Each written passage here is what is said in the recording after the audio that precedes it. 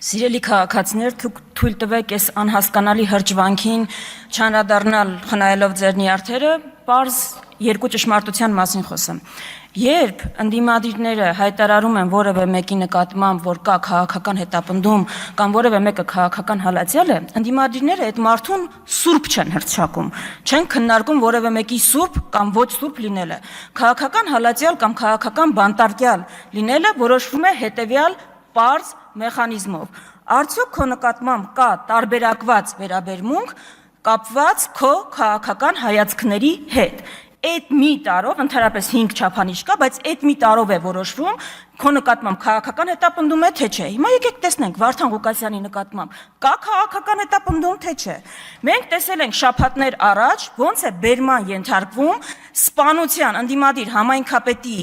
սպանության մեջ կասկածվողը, տեսել եք այդ ակուրատնի սիրուն բերման ենթարկելու կադրերը, ու տեսել եք Գյումրու համայնքապետը կոտրելու, համայնքապետանի շենքի դռները կոտրելու կադրերը։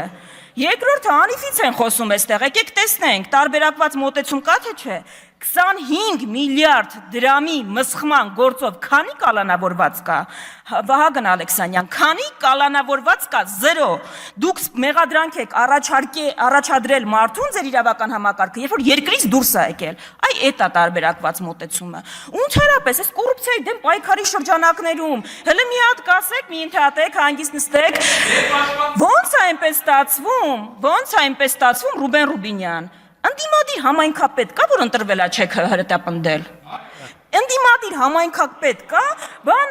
Գյումրու համայնքապետը կաշառակեր է, Վանաձորինը ընտրվելուց հետո պարզվեց հանցագործա, Գորիսինը ինչ էր, Սիսյանինը ինչ էր, Կապանինը ինչ է, Բերդինը ինչ էր։ Դուք ուղղակի ժողովրդի քվեի հետ չեք հաշտվում, ուրիշ խնդիր չկա, եւ այդ դատական համակարգի մասին, որ խոսում եք, ավարտում եմ հիմա հանգիստ, դատական